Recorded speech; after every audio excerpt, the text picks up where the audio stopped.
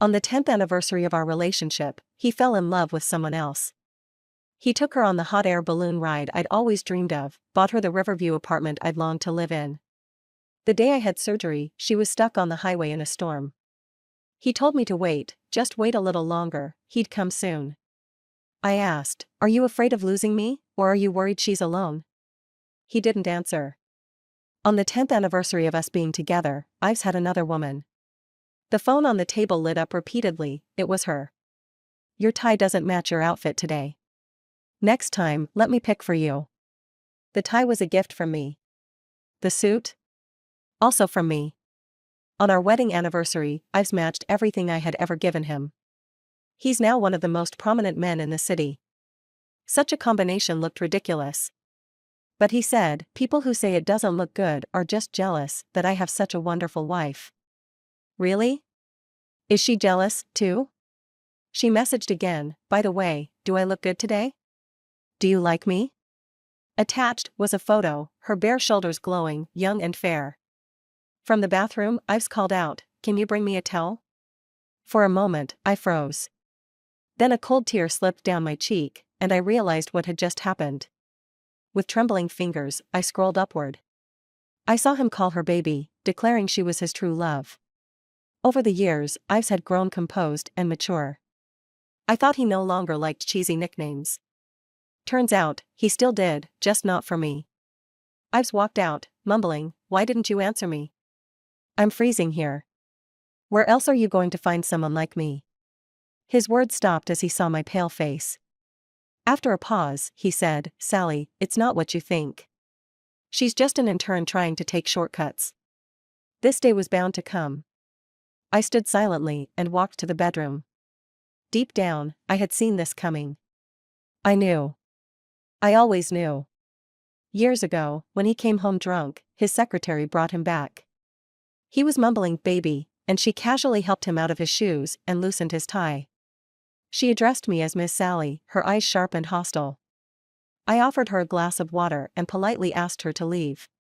That night, I sat by the window, my mind in turmoil, unable to sleep. I knew there wasn't anything between them, maybe just flirtation. But doubt festered like mold in the dark. When Ives woke, he sensed my unease and buried his head in my neck. "Trust me. We've been together for so many years.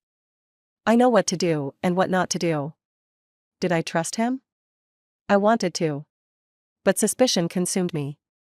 I became obsessed, checking his schedule, his phone, interrogating him over the slightest thing. One day, he grew tired. "I've already fired her. What more do you want?" His eyes were filled with disappointment.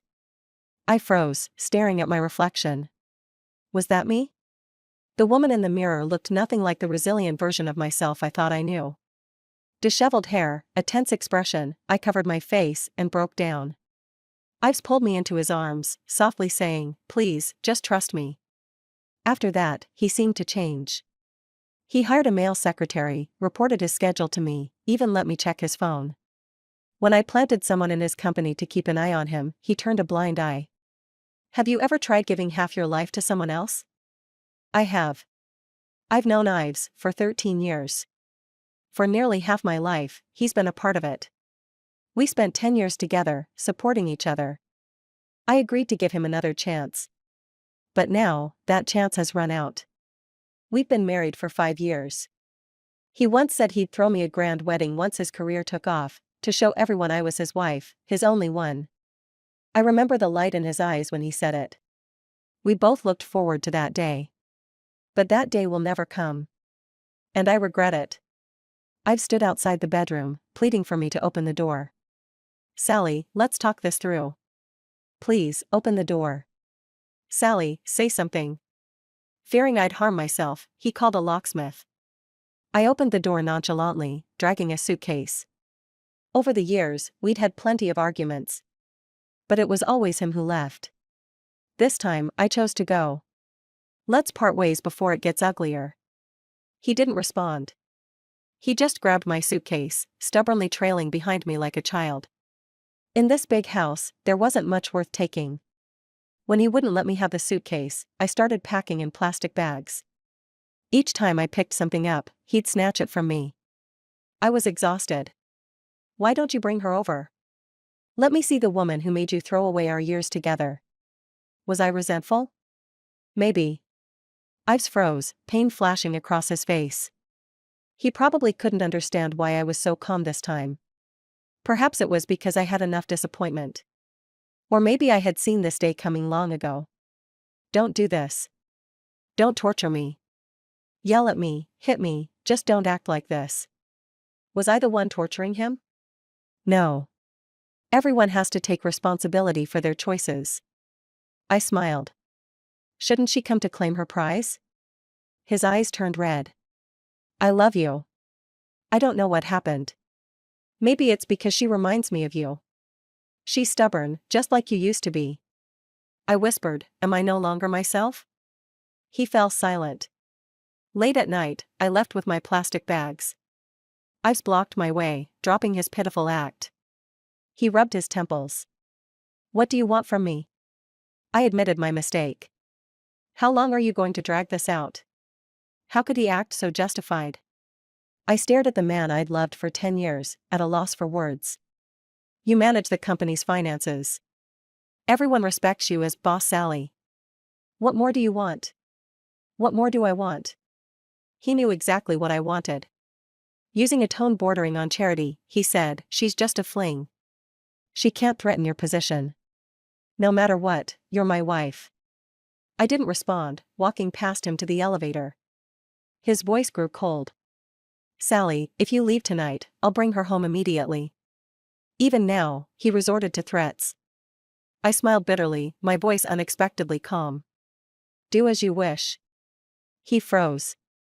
As the elevator doors closed, I saw his face full of disappointment.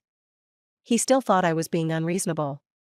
At the hotel, I received an Instagram DM. I'm Tina. It was her. After we followed each other, neither of us spoke. The timing of her adding me was too coincidental. Did Ives tell her I had already discovered her existence? Look at that, just as I left, he immediately went to find her. A relationship of over 10 years turned out to be this fragile. Tina's Instagram didn't have time limits for viewing posts. I casually scrolled through her profile. She had clearly put effort into it, every picture was flawless. And in every single one of them, Ives was there. He always told me he was traveling for work, too busy to breathe. But he somehow found time to take her to watch fireworks and go on hot air balloon rides. Without saying a word, she flaunted their happiness at me. In those photos, I've smiled like he hadn't in years. He wasn't young anymore, yet he looked like a boy, genuine, passionate, utterly in love with her. My chest felt tight and heavy. A dull, throbbing ache spread through me. I used to believe so firmly that no matter how the world turned upside down, he would always love me. Does he still love me now? I can't say for sure. If he does, how could he seek out someone else? If he doesn't, why go to such lengths to hide it from me? Maybe it's just nostalgia. Or maybe he simply doesn't want the hassle of a breakup. Tina spoke first. She wanted to meet and talk. I agreed. In the cafe, Tina eagerly recounted the story of how they met and fell in love. It was cliché. The typical tale of a young woman and a wealthy older man, nothing special. With a sincere expression, she said, I really love him. Please let us be together. Her tone was self-righteous, as if I were the villain standing in the way of their happiness. How could I explain to her that compared to the years I spent struggling alongside Ives, their so-called love story was laughably insignificant? If she had known Ives when he was young, she probably wouldn't even like him. It was I who taught him, step by step, to become the man he is today. Now he's gentle, successful, and cultured, irresistible to young women like her. Stirring my coffee, I asked, if you met 20-year-old Ives, broke and eating expired bread, sleeping in a dingy basement, would you still love him? She froze for a moment, hesitated briefly, then said, I don't care. I love him now. I shook my head with a smile. When you're in my place someday, there will be others just like you. She insisted, that won't happen. Ives will always love me. So naive. She looked at me, pretending to be sympathetic. Ives doesn't love you anymore. Let go. Holding on like this isn't good for any of us. I asked her, "Did he ask you to say this to me?" Her eyes darted away. I smiled. It wouldn't look good for someone as proud as him to have rumors spread about replacing his wife after gaining wealth and fame. He values his reputation. We've known each other for over a decade. I know him better than you ever could. After a pause, she said, "You drove here, right? Can you give me a ride? I live in the Villa district in the east." Ah, so that's where Ives had hidden her. She added smugly, "He told me you always wanted to live there." She thought she had won, smiling triumphantly. It must have been 6 or 7 years ago. A client lived there. We dropped them off, and I caught a glimpse of the beautiful riverside view from their living room. At night, the city lights sparkled, and a Ferris wheel across the river slowly turned. I was mesmerized. The client, slightly drunk, noticed and said, "Nice view, isn't it? Do you like it?" I awkwardly nodded. "This place is expensive. Who knows if you'll ever afford it in your lifetime?" Back then, I was just a young girl. His mocking tone brought tears to my eyes. On the way out, Ives held my hand and vowed that one day, he would buy me a place there. Later, when he became successful, he asked if I still liked that riverside house. I did, but it was too far from his office, and I couldn't bear to make him wake up earlier and commute longer. So I shook my head and said, "What we have now is perfect. As I get older, I value practicality. Living here is more convenient." I didn't take the house, but someone else did. All the regrets of my youth, he offered up to another woman. It's ridiculous. Am I bitter? Probably. I planted the grapevine. Watered it, nurtured it, worried it wouldn't get enough sunlight to grow or too much and it would scorch. I cared for it day in and day out, year after year. When the grapes finally ripened, someone else plucked them. All that was left for me was a withered branch. How pathetic. Over the years, I've learned to control my emotions. But the bitterness and resentment gripped my throat like a giant hand, choking me. I suppressed my feelings and said calmly, "You should call a cab. It's not on my way." I practically fled. In the car, nausea overwhelmed me. I pulled over and vomited violently. Dr. Kent later told me I was pregnant. For a moment, I thought I'd misheard him. Congratulations. We had tried so hard for this child. The doctors warned me to avoid stress and overwork. I had stepped back from managing the company, taken up reading and flower arranging, lighter activities. Friends recommended supplements, but my sensitive stomach made them unbearable. Ives would stay up all night, rubbing my back and comforting me when I couldn't keep the pills down. We even tried surgery. It failed. I remember sitting by the window, pale and dazed. Ives's eyes were red. I knew he was hurting just as much as I was. Still, he softly comforted me, "Sally, we don't need a child. I just need you." Life can be so ironic, can't it? I gave up on having a child. And now, here it was. Dr. Kent, a longtime family friend, was genuinely happy for us. "You should tell your husband the good news. You two have finally made it through." I held the test results, unable to smile. After much thought, I decided to tell Ives about the baby. We arranged to meet at a restaurant. The restaurant hadn't changed in years. The stores next to it had come and gone, the streets around it transformed. But it remained the same. I remembered when we first arrived in the city, broke and hungry. We'd share the cheapest meal, splitting it between us. Ives was so good to me then, pushing all the meat in his bowl into mine. We were so in love back then. Sharing bites, neither of us full. The soup was unlimited, and that's why we chose the place. On one trip for refills, the cashier muttered, "Haven't you had enough already?" Ives's hands trembled as he held the bowl. His face turned bright red. But he stood in front of me, shielding me from those judgmental stares. Just as he struggled to explain, the owner noticed our predicament. He told us, "From now on, pay for one meal and eat for two here." Ives never forgot that kindness. Years later, after his company took off, he invested in the owner's business to help him expand. The only condition was that this particular restaurant stayed the same. On the surface, he claimed it was nostalgia. But I knew he was reminding himself never to forget the struggles of our past. But while the restaurant remained unchanged, people do. When I arrived, Ives had already ordered the food. The familiar aroma brought back memories. But things weren't the same anymore. We no longer shared even a single piece of meat. "You've lost weight, Sally," he said as he placed food on my plate. "Eat more." His tone was so gentle, as if the arguments and betrayals had never happened. This peaceful interaction was nothing but a facade. Tina's arrival shattered it completely. "Ives, didn't you say you didn't love her anymore? Why are you still meeting her behind my back?" Ives' face darkened. "Leave," he told her sternly. But Tina erupted. "Let me tell you the truth, I'm carrying your child. She's a hen who can't lay eggs, but I'm not." Ives' expression grew stormy, and suddenly, he slapped her. "Watch your mouth. Apologize to Sally." It had been years since Ives had cursed like that. Tina clutched her face, tears brimming in her eyes, glaring at us with a mix of defiance and misery. Then she turned and ran outside. Cars sped by, horns blaring incessantly. A driver shouted, "Crazy woman.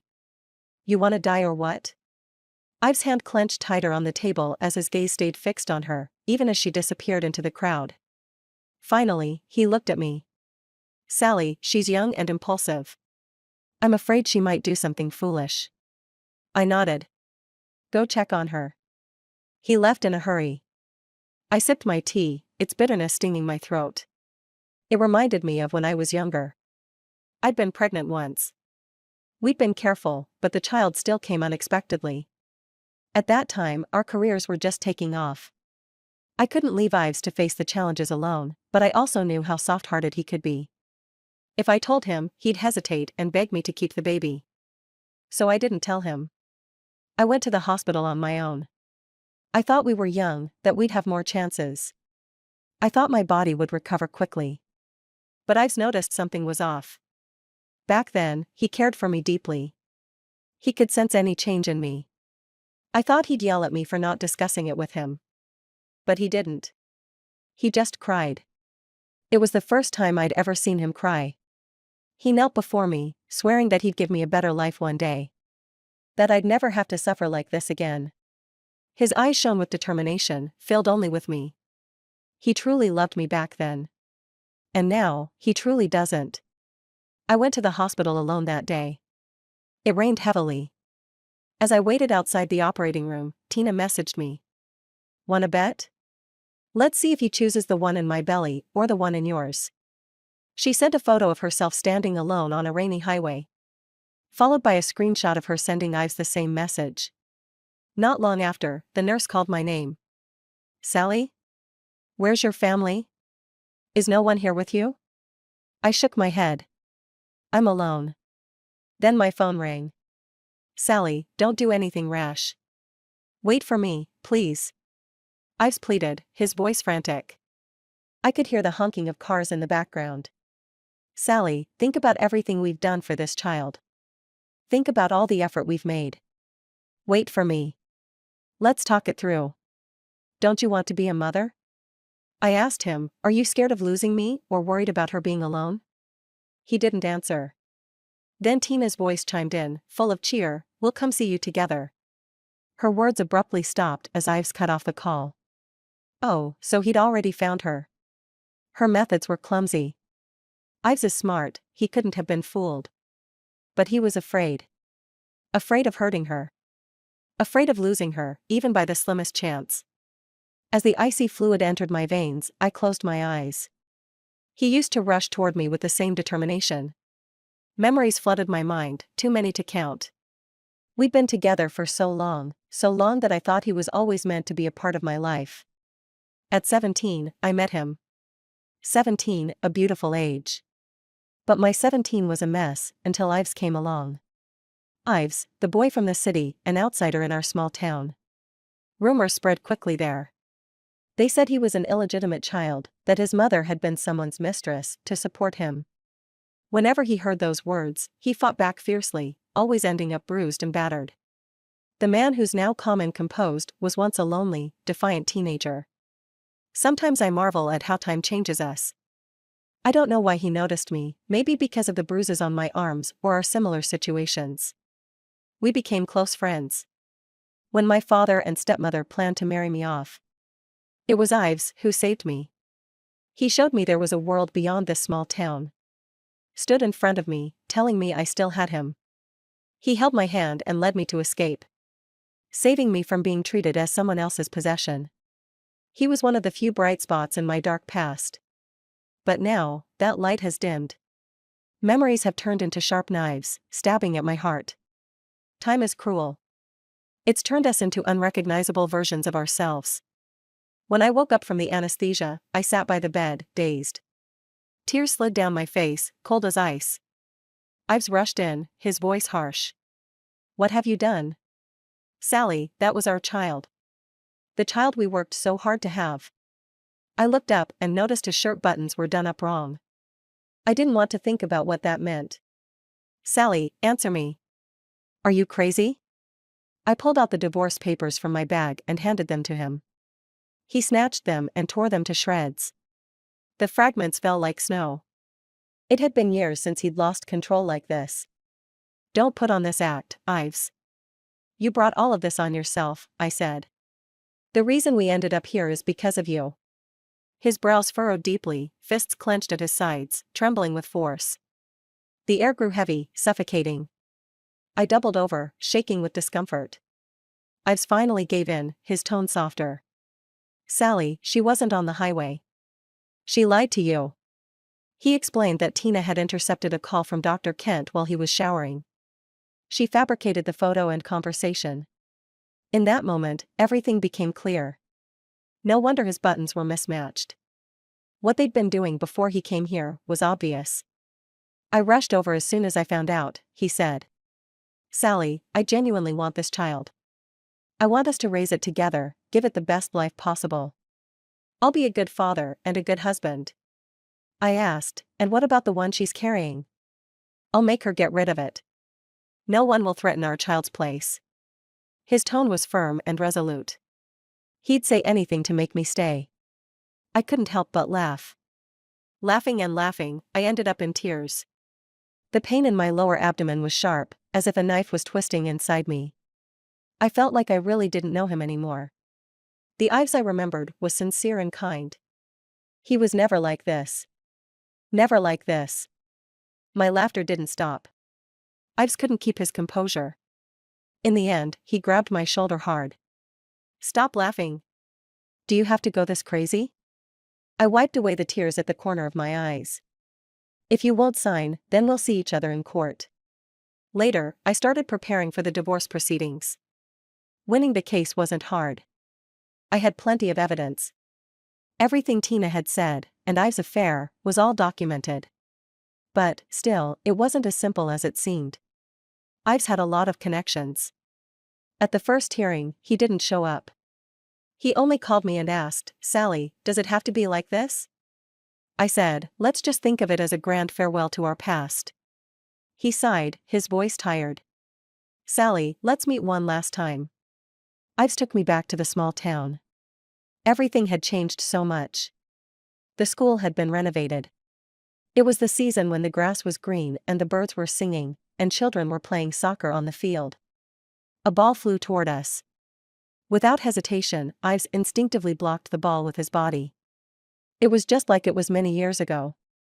When classmates spat at me, when my dad hit me with a broom, he was always there, standing in front of me. He asked, "Did it hit you?" I shook my head, feeling a sense of sadness. We could endure hardship together, but we couldn't share happiness. We walked out together. Several times, he tried to hold my hand. I didn't let him. We followed the same path we took when we ran away. On the hillside, he twisted his ankle. I tried to pull him up but couldn't. I could only watch as he rolled down the slope. "Ives." He appeared, holding a bouquet of flowers, jumping out of the grass. I was still in shock, and the tear in my eye nearly spilled over. He knelt down on one knee. "Sally, I owe you a wedding. Let's start over." In the box was a huge diamond ring. "I promised I would give you a grand wedding." I never forgot. No, he had forgotten. We had been married for 5 years. In these years, his company had grown bigger and stronger. But only now, he remembered. Ives pushed the hair from his forehead. Sally, do you remember this scar? We said we'd never be apart. Forever. I shook my head. There's no forever. Is it really so hard for you to love one person forever? He seemed desperate to prove something, his tone urgent. It's not hard. It's really not. I've always loved you. He was still lying to me. He was lying to himself. He nearly knelt before me. He said he was wrong. He really was wrong. He still loved me. Sally, please give me one more chance.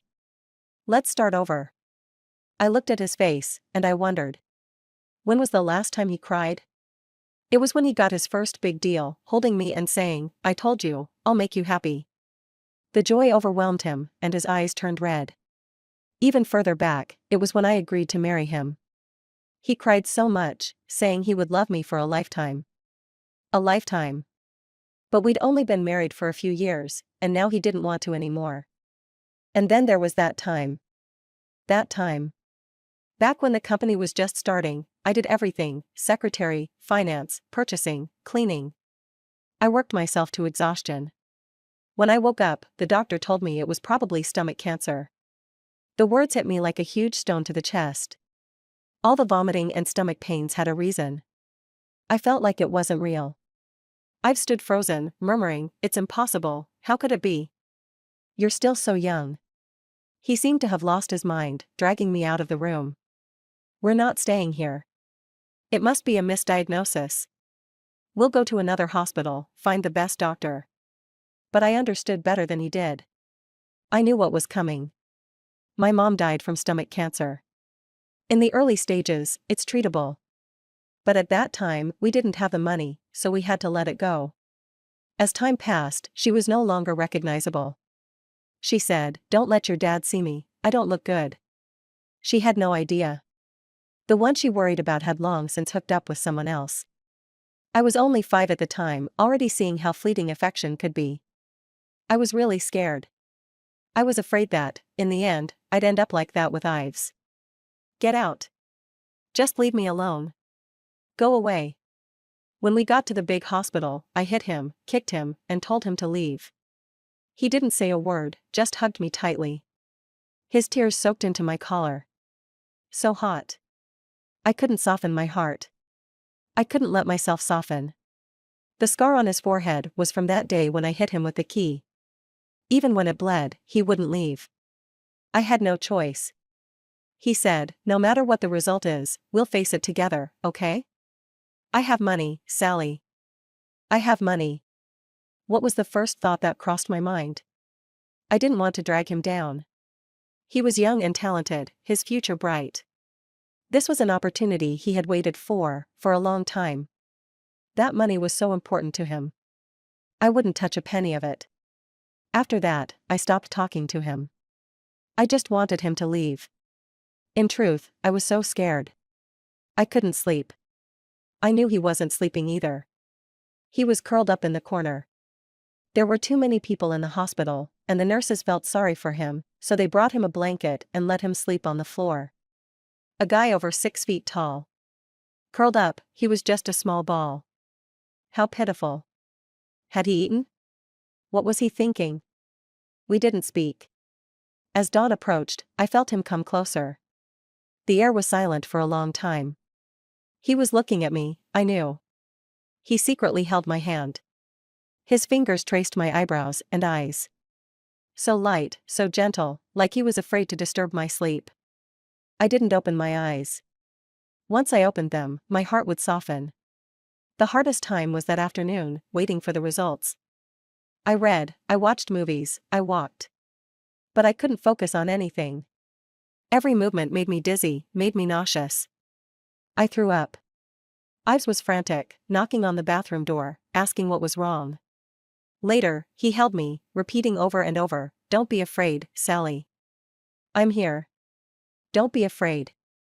He said, without you, what's the point of all my success? I still told him to leave. Don't push me away. I'm more scared than you. If I leave now, years later, I'll still think, what a jerk I was. He forced a smile but couldn't. Without you, maybe I wouldn't live to see those years. His eyes were so red. At that moment, I hated everything. I hated how unfair fate was. Why did it treat me and my lover like this? We had already suffered so much. We had slept on the streets, under overpasses, in broken-down houses. His embrace became the warmest place. At our lowest, he would wait outside a bakery for stale bread, only to be yelled at, "You're useless, can't even make enough for bread." At another low, when I had appendicitis, he worked at a bar to make quick money, but drunk customers slapped him with money and humiliated him. He was young, full of anger, but he kept his fists clenched and didn't say a word. He needed that money to make me better. Finally, we didn't have to sleep on the street anymore, didn't have to eat expired bread. He was rarely insulted now, and never hit. Our life was about to turn around. It was really just one small step away. Fate always has a way of playing tricks on us. It gave us a glimpse of hope, only to take it away when dawn arrived, revealing it to be all for nothing. Later, the test results came back. The doctor said everything was fine, it was a misdiagnosis. Ives cried uncontrollably, holding me, laughing and crying, crying and laughing. A man over 6 feet tall, yet that day, he cried like a child. I suddenly realized just how much I love this world. I really do love him. He, too, truly and deeply loved me. Who changed him? I don't know. I want to know, too. I pulled my hand away from his. I looked up at the sky. The sunset was beautiful. Ives, do you remember what you told me? Rather than crying hard, it's better to run hard. Let's look forward, okay? He knelt there, stunned.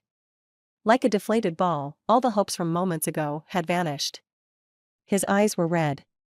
You're so heartless. On the way back, neither of us said a word. The car radio played a song, "Who Whispers in My Ear," saying their love for me will never change. I sat in the back seat, drifting off to sleep. When the car stopped, Ives was standing by the roadside, smoking silently. His shoulders were shaking badly. Finally, he broke down in tears. Later, I heard that after drinking, Ives had pushed Tina in a fit of anger. She lost the baby. A doctor I knew secretly told me that it would be hard for her to get pregnant again in the future. The only thing I could think of was karma. The divorce proceedings with Ives also came to a close. Thanks to my efforts, most of the assets went to me, including the villa in the eastern part of the city. When I went with my lawyer to reclaim the property, Tina was lying in bed resting. The nanny opened the door. Tina saw me and smiled, covering her mouth. The large diamond ring on her finger sparkled brightly. You have to come to our wedding. The lawyer stepped forward, pulling out the property deed. Miss Tina, you need to vacate this property by today, or we will have to report it as trespassing. Miss Tina, my client doesn't want to make this a bigger issue. Please leave. Tina's face twisted in a sneer. It's just a shabby house. I'm tired of it. It's a second-hand house, and someone's in a hurry to take it. How funny. I sat on the sofa, casually saying, Ives is just a piece of second-hand junk, and even you're in a rush to take him. Her expression froze. Quickly, she lifted her smile and walked toward the hallway. As if to claim her territory, she linked her arm with Ives. She's trying to kick me out. Ives looked at me, his gaze complex.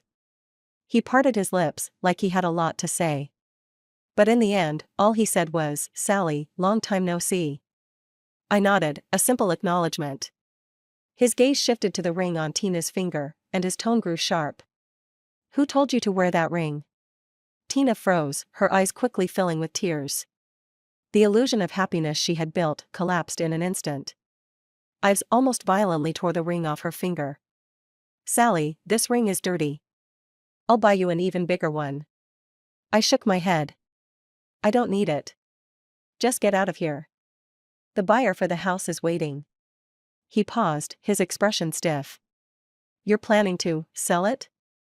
Yes. The house is too dirty. I don't like it.